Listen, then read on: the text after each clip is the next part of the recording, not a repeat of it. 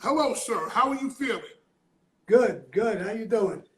I'm fine, man. Let me just start by giving you the proper introduction. The former underboss of the most powerful mob in the world, the Gambinos, Sammy the Bull Gravano. I have to give it up to you, sir. There are people who are at the top of their profession in sports. People I interview like Chris Rock, who are at the top of their game in comedy. You were at the top of the game in what you did. There is pretty much no higher that you can go. And on top of that, I also want to thank you because there are only a handful of people who have even been able to sit down with you. I know Diane Sawyer was one. Patrick Ben David was another one. I'm not sure, but I think I'm either the third, fourth. There's a handful of people, so I thank you for that. I thank you for that very much, and I really appreciate it. My pleasure, Bo. Thank you. I'm just a little tired. I've been working hard. We put out our podcast on Wednesday. We just doing phenomenal. We got a couple of 100,000 hits on our show where we put out our videos.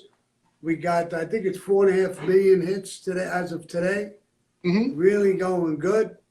I had to put everything on the side. I had to tell them, listen, I'm going to talk with my man, Fatman, Scoop. I said, I got to get on the phone, bro. Thank you. I'm gonna tell people just so that you understand what the metrics are here. In the almost 35 hours that this thing has been on as a podcast, in the top 10 in Apple Podcasts. Also, SammyTheBull.com/links. If you go on YouTube, all you have to do is go on YouTube and search Salvatore the Bull Gravano. I'm going to tell you about this Art Thing podcast because I listened to it yesterday and today. It's like a television show. As he's telling you the stories, you hear music. You hear certain things in the background that makes your mind feel like you're there. It's like one of the most well done podcasts. And I called your son and I said, I told him, I said, I might have to wait until episode 10 because I got to hear all of them. For example, on the first podcast, you left us with a cliffhanger. And I was like, wait up, hold on. They took you there? They took you to that prison? And I'm waiting for the next one. They said I got to wait 2 weeks until 2021, so I have to wait. Let's start here. The hit on Paul Castellano, 35 years ago, correct? Yes, it was. What? Same time, same day, December 16th, 35 years ago. 35 years ago.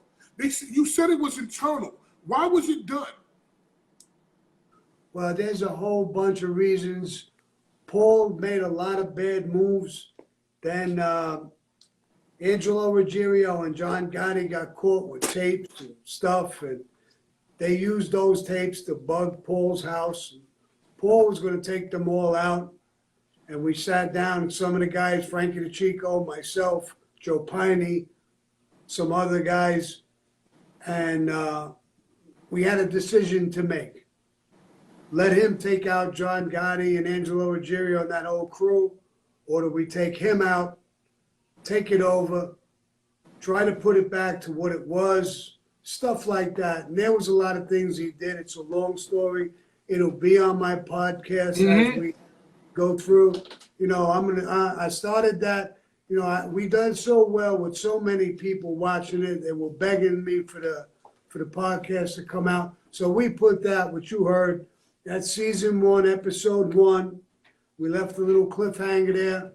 Oh, listen. When you said, and I'll give you a little piece of it, people, they were transferring him from one place to another.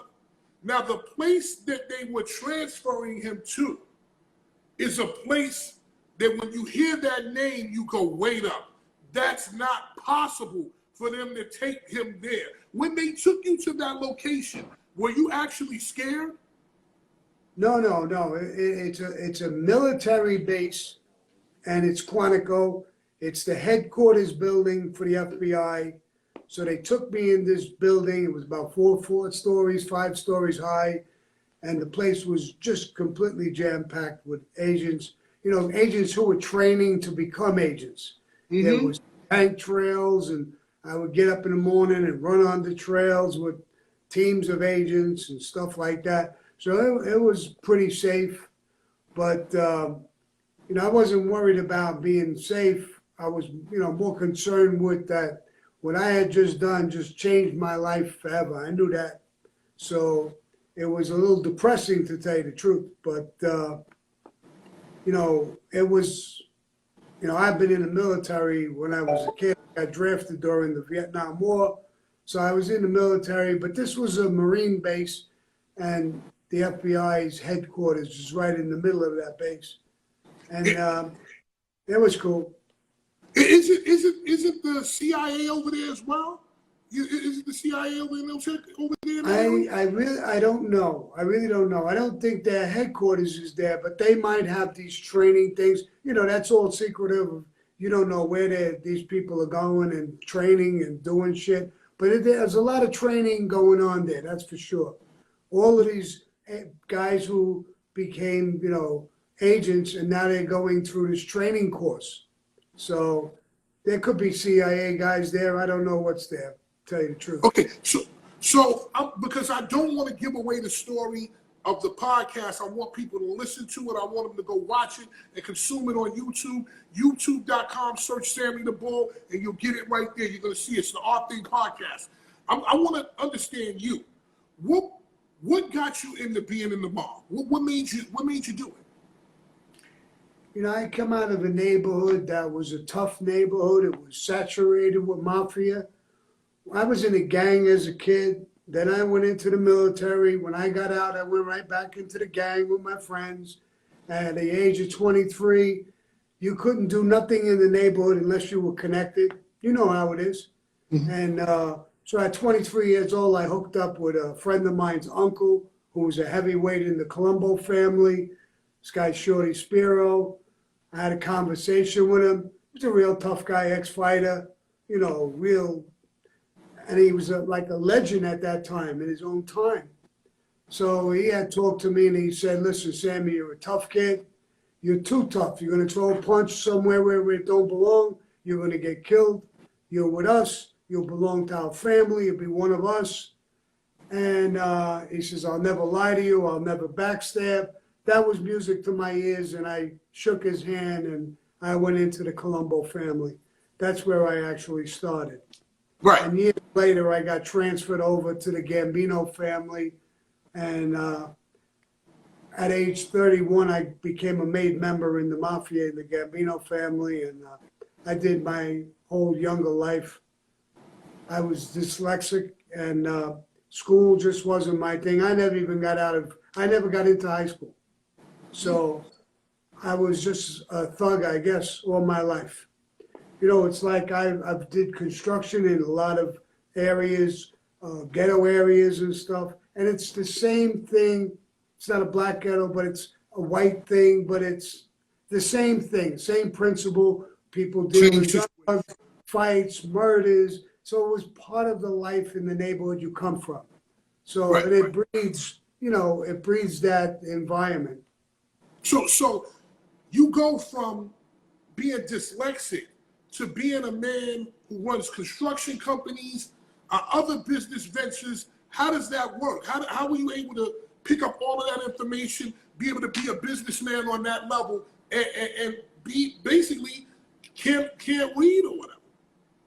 Well, I was able to read a little bit. I get the words get tangled up to me, and numbers get tangled up. So when you have certain problems, other things develop in you. So I could visually learn. See, they didn't know what it was back then. They just thought you were stupid. But I wasn't stupid. I had a learning disability.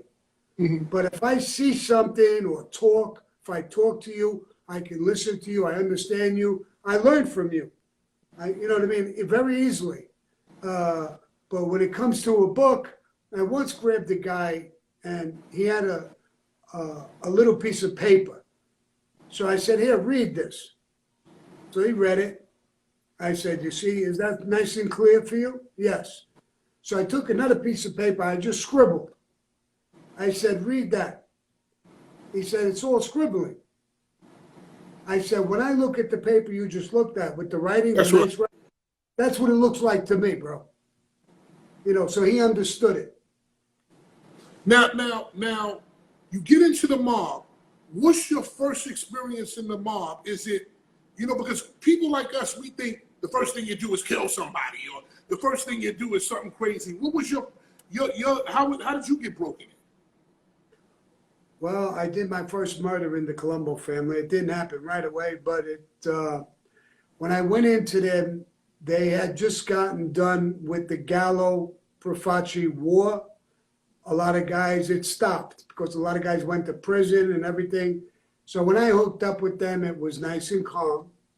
And a short time later, guys were coming out of prison. The Gallo war started again. And Shorty told me one day, he said, Sammy, go home and get some clothes. We're going to hit the mattress. It's not like today with the movies. I didn't even know what he's talking about, hit the mattress. So I said, what are you talking about? He said, you're going to live with us. We're going to stay together. We're a pack of wolves. We're fighting the gallows. They're a pack of wolves. They're going to try and kill us. We're going to try and kill them. And we're never going to leave. So I said, I got a couple of guys owe me money. He said, don't ever talk to me about money again. They're paid. They're not paying you. You're not going near them. So I said, but I mean, what, they're never going to pay me? He said, no. Because when you leave out this pack of wolves, you're going to go looking for your money and you're going to go meet the guy every Tuesday. They're a pack of wolves too. They're going to see you. Sooner or later, they're going to be waiting by that guy's house and they're going to kill you. Same thing if you want to go with a girl. You got a girl, a little sweetheart, you want to go. They'll see you straight from the pack. Sooner or later, they'll wait for you and they'll kill you. You got to stay with the pack. You want to go get laid, go to the bathroom and jerk off. As far as money, we'll take care of you. We'll feed you. You'll have clothes. But you're going to stay with us 24 hours a day, 7 days a week. That was a lesson I learned at a fairly young age.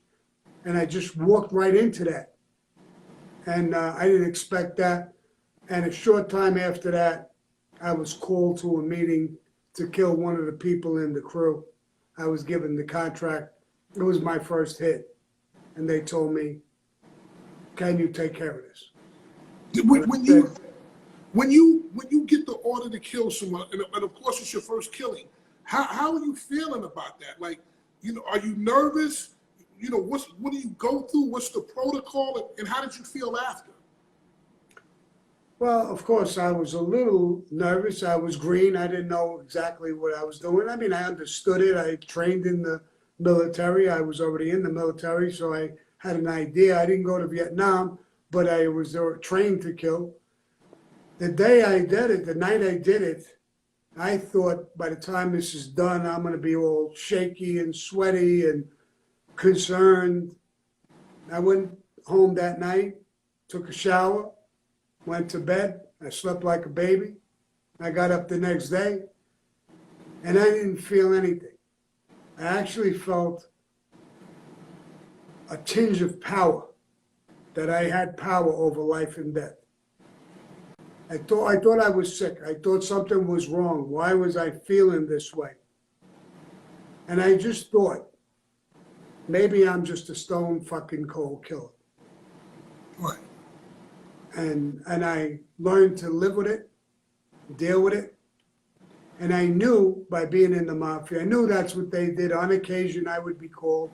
So I knew this was part of the life. And I knew that this would happen from time to time.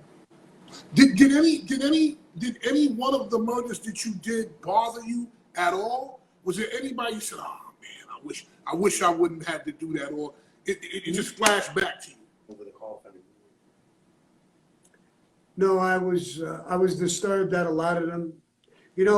I said in that podcast about Frankie the Chico when he was blown up in a car, that killed me. I leaned over the coffin and I told him, Frankie, I'll never let this go. I'll kill everybody who was involved. I'll kill everybody who knew about it in advance. And that's the way I felt when I saw him. So, I mean, a lot of things upset me. And killing is something like, you know, that people will say, well, how are you running 5 businesses? How are you running the city of New York with unions? It came natural to me. Killing was the same thing. It came natural. I was good at it, like running businesses. No difference. I didn't go after legitimate people. I never killed innocent people. I never killed women or children. People within the life. And I understand we all knew the rules. When you break the rules, it's not me killing you, bro. You knew what the fuck you did. You would die. Now, you want me to feel sorry for you, or you want me to do what?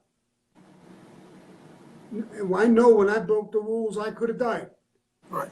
The way it is. What do you, you know, you spoke about it in the podcast that when you got called by John Gotti Sr., you took a shower, and then you took a bath, and then you took a shower, and then you hugged your wife. You know, you got up and you went to that meeting. Was it like you felt like at that particular meeting you would be killed? Was it, you know, because when you look at the movie Donnie Brasco, he took off his wings. He said, "I'll be back." He hugged her. Do you get that same kind of feeling? Did you get that same kind of feeling? No, not at all. No. I never worried about being killed. I mean, I was worried about being killed in a street battle if cops pulled up and you're involved in something and you're going to be involved in a shootout with a bunch of cops, you could be killed. But I never worried about being killed by my friends because I never betrayed them. I never lied. I never cheated. Usually you worry about it when you know you did some fucked up shit. So you're walking around with guilt. So when you're not walking around with guilt, normally you ain't afraid of things. You know, I one of the people, because I interviewed Johnny A. Light, and when I mentioned your name, the amount of respect that came from that man, I said, wait a hold on. This guy, because I knew nothing, I said, wow, this guy must have been something. Then I started asking people in certain areas that I knew. The thing that I heard about Sammy the Bull Gravano was always fair, never cheated you, exactly what you said, never preyed on people that were not in the life, and always gave you your money. And I thought that was everything that I had never heard, you know, in terms of being a monster. Right. And I was like, you know, when I used to do clubs in Brooklyn, the one thing I will say is I always thought there would be a problem. When it was somebody that was connected, I always got the envelope and they let Scoop, go do your thing, blow the club up, make everybody party, go home, no problem. But I didn't think it was like that in businesses and other kinds of stuff in construction, but I was told that you never did that. Why did you never use your power in that way? You had all the power to do whatever you wanted. Why did you not do that? I'm going to give you a real short story. My brother-in-law was a little bit of a snake. I went partners with a Jewish guy. I mean, they knew I was powerful with the unions. So he offered me a partnership in building a small building, a high-rise, but it wasn't really a big one. So he called me up one day. I was in the office. He said, Sammy, the job was a bastard. Everything that could happen to go wrong went wrong. He said, we're going to lose a nice bundle of money. So I said, well, what's my end if it goes under? He said, the way I figure it, you'll probably lose $250,000. Now he was going to lose a couple of million. Right. So I said, all right, let me get back to you. We'll finish up the job. We'll see how it works out and whatever happens. Don't worry about it. My brother-in-law, when I hung up, told me, you don't have to pay him, bro. I said, why? He said, he's a Jew. What is he going to do? So I said, you're right. He ain't going to do nothing if I don't pay him. But if I don't pay him, who the fuck is ever going to want to go partners with me again? So anyway, I ended up paying the $250 to the guy. He tried to do the right thing with me. It went bad. Wasn't his fault. I paid it.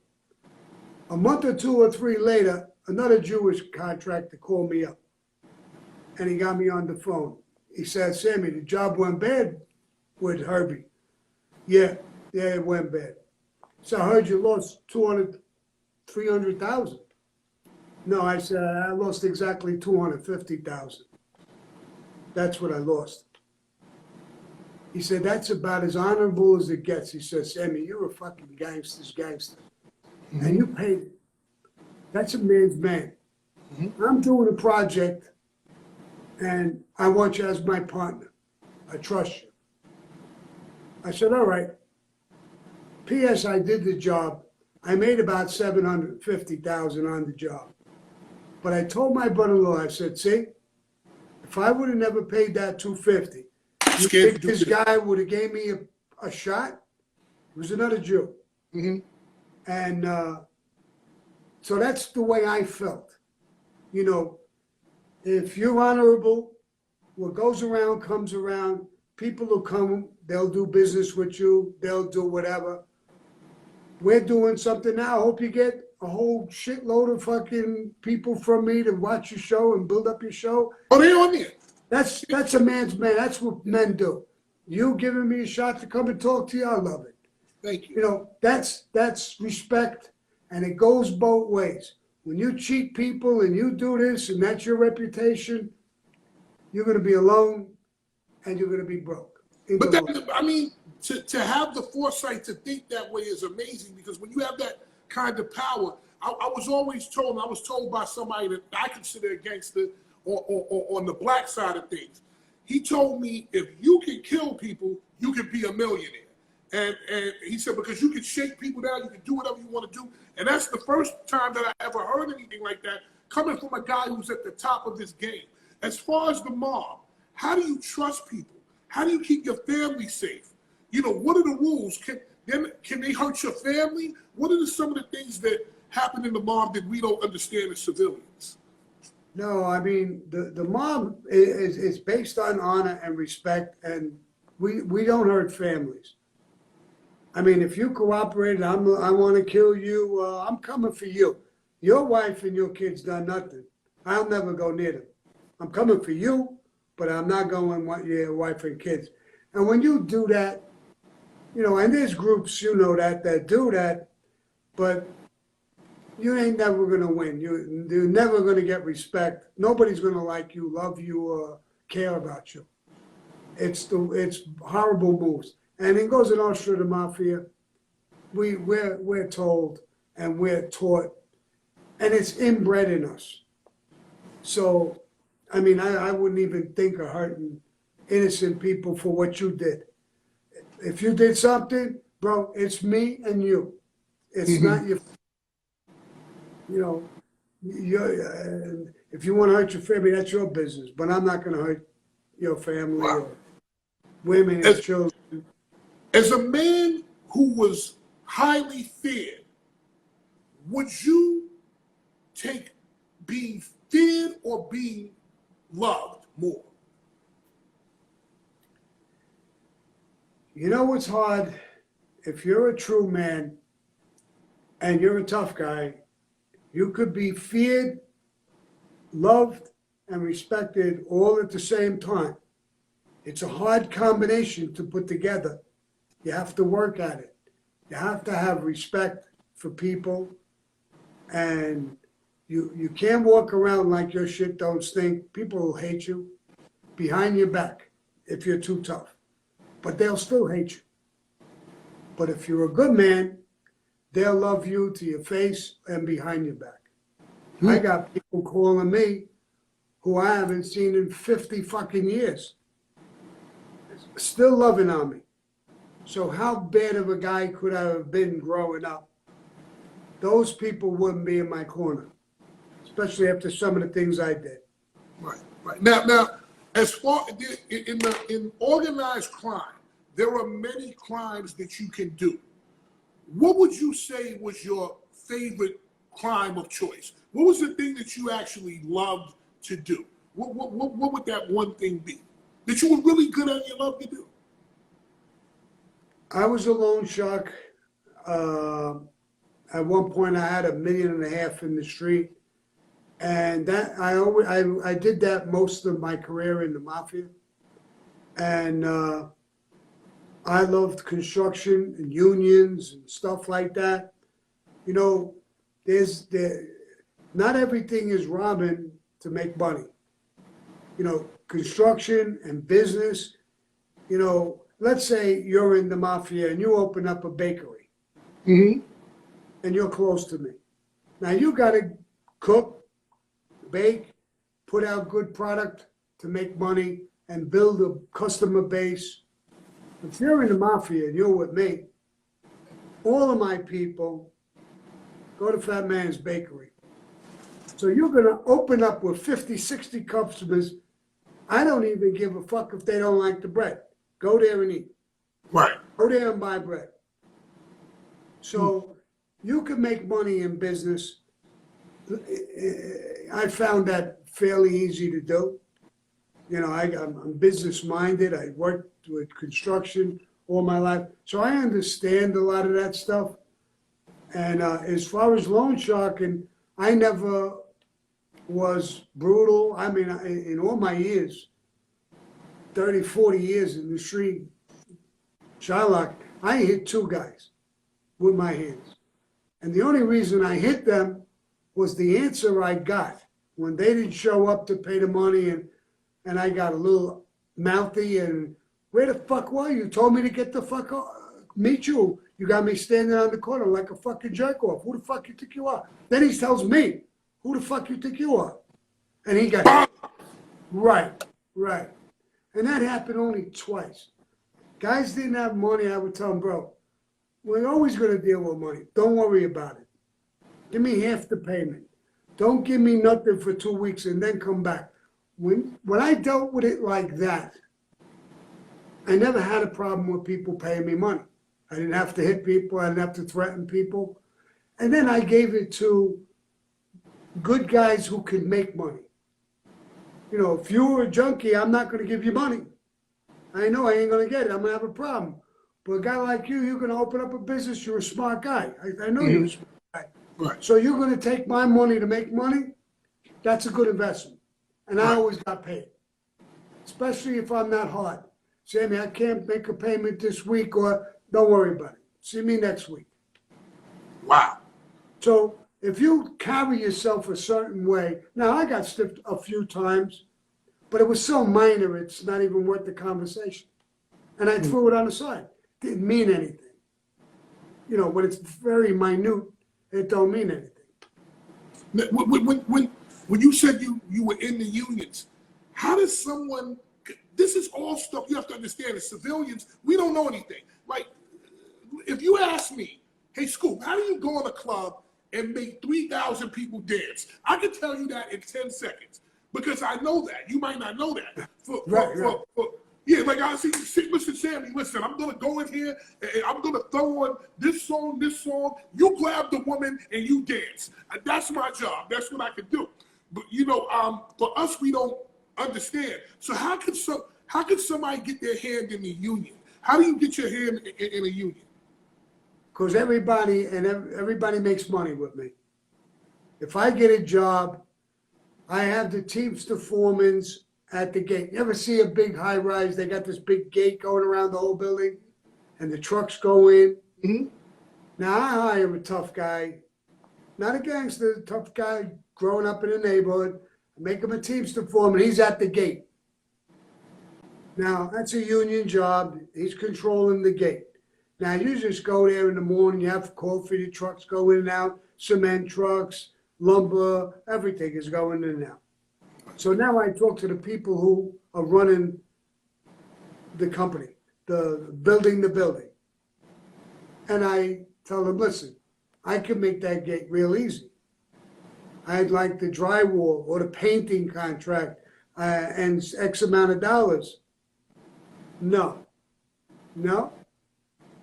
So that same tough guy who I gave him the job as a Teamster foreman, I tell him, listen, shut the gate down.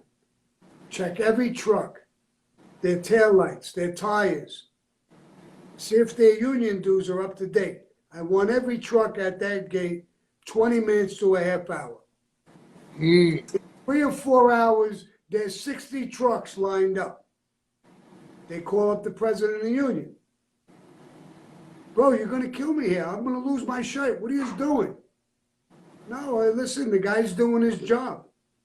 Hey, by the way, they used to call me the little guy because I'm short. Right. Did the little guy get that painting job? He right away knows. Oh my God. Listen, the next job, let him put in a bid for the job. He's got it. So there's techniques you could use. I don't have to go there and threaten him with my hands or a gun. He gets the message. I'm not to be fucked with, and I'm going to be fair with you. There was a guy, I forgot his name, a black guy, he had coalitions.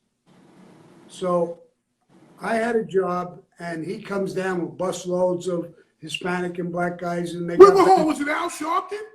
No, not Al Sharpton. No, Okay. It was another guy. He was a Muslim name. So he goes and he's shaking the job down. So I go to talk to him. And I said, bro, this is my job.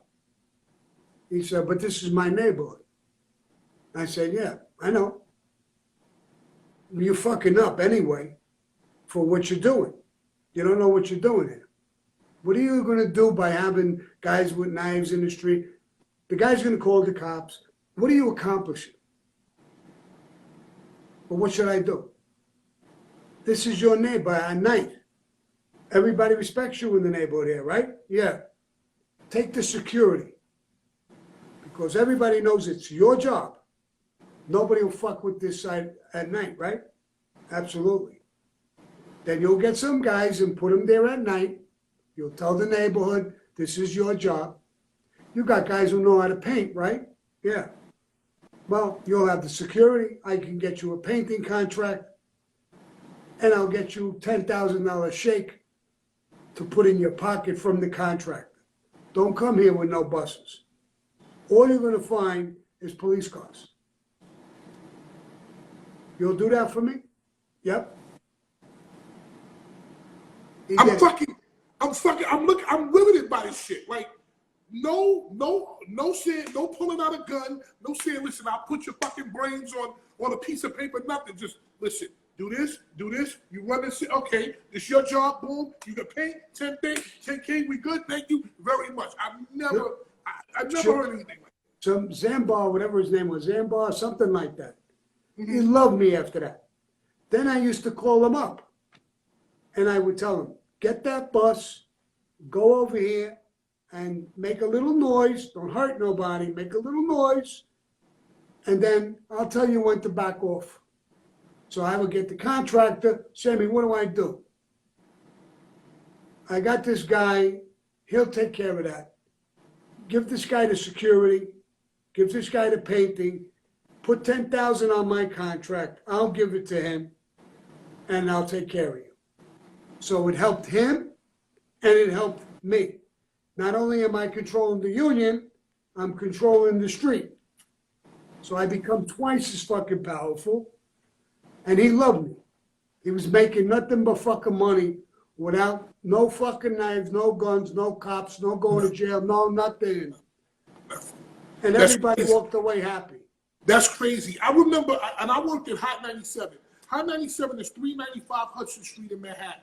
The Carpenters Union is in the same building as Hot 97. And I remember saying to myself, this is the Carpenters Union. Sammy the Bull Gravano and John Gotti finally run this shit. And I just, anytime there was a union, I always used to think about that. And I was like, yo, I'm sure these guys come in here, they run this shit. Now I understand how it's done. Speaking of John Gotti, this was your friend for many years, a guy that turned his back on you and did some things that honestly are crazy. But let's take it from the beginning. How did you even meet John? What was your first interaction with John? How did you guys get Well, I didn't grow up with John Gotti. He came from Queens. I came from Bensonhurst, Brooklyn. I met him with Frankie the Chico, had an after-hour club. He just had gotten out of prison.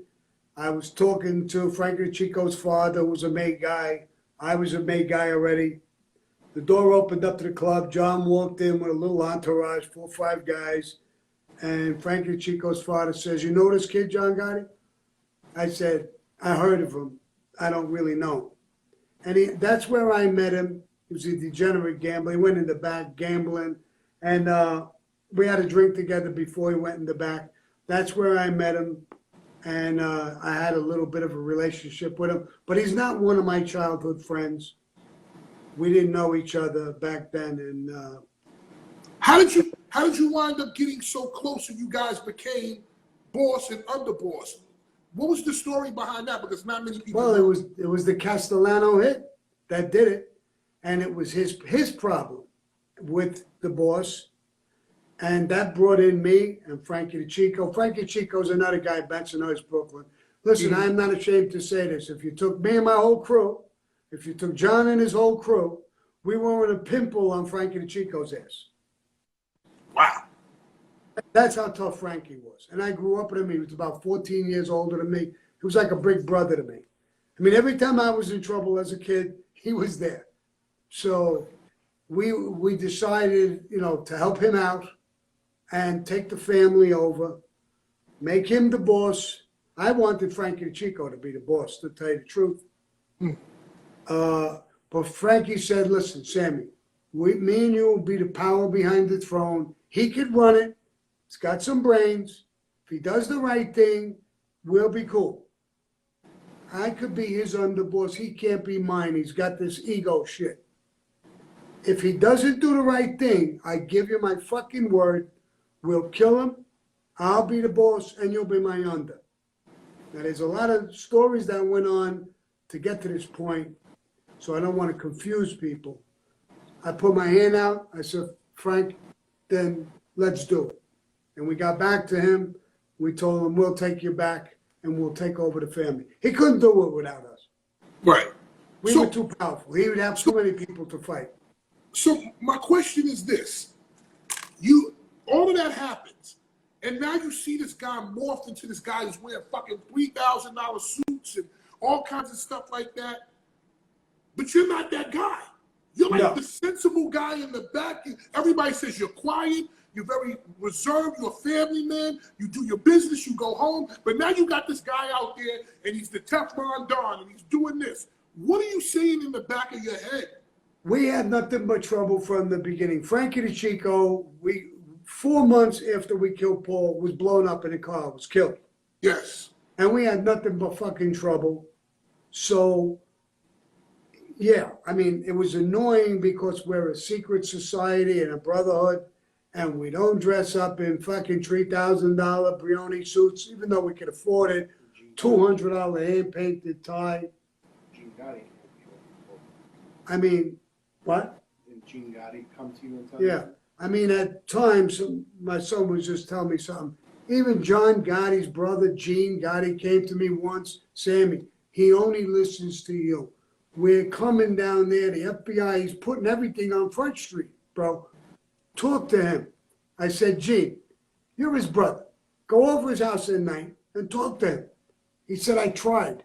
You know what he told me? What? "Don't talk to me unless you want to talk to me about mommy and daddy. About the mob, go through Sammy." He chased him. Okay, so you go. Do you go to John Gotti and say, "Hey, listen, what are you doing?" Yeah, but he's the boss, bro. I did that a bunch of times. All the old timers used to come to me and tell me the same shit. I said, "John, we come by this club. Guys who were never known by the law are coming here. You're forcing them to come here. There's FBI out here every fucking night, news media. We're committing suicide, bro." "No, Sammy, don't worry about it. That's the way it's got to be." And he's the boss. In the mob, the boss is the boss. I mean, I'm not going to argue. I'll bring up a point with you. This is your show. I'll bring up a point with you. But you're the boss of the show, bro. You tell me that you don't want to say this or do this. I'm fine with that. I respect your position. That's the mafia. You have to. And if you don't respect the boss's decisions, you're going to die. Period. Okay, so, but by what this guy is doing, he's literally killing all of you. So all the old mobsters, all the old gangsters, all the people who respect you, they say, wait, hold on, what are you doing? When do you say to yourself, we're going to get caught, we're going to get pinched, whatever you want to say? When do you say to yourself, okay, this is too much, we're going to get in trouble over this? I said that from day one. But again, the boss is the boss. If that's what's going to happen, then so be it. And I dealt with that going in the street. You're always thinking that too. You're going to die in a shootout, or you're going to go to jail, but you do it. The only thing that made me change at the end, like you saw in the podcast, is when he tells me I have an idea. All this shit on the tapes, I'm going to make the lawyers blame it on you, so that the jury could look, poor John Gotti. He lost control of this fucking animal, meaning me. Mm-hmm. And you're going to just sit there and take it. Really. And that's the time I said, no, not this time. Wow. I'm not going to listen no more. Fuck the mob. Fuck you. I'm out of here.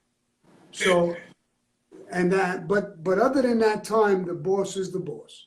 I mean, these guys, when you're called in, when you take the oath, they tell you at the oath, if you're in the hospital and your son is dying in bed, and somebody walks over to you and whispers in your ear, the boss wants to see you right now.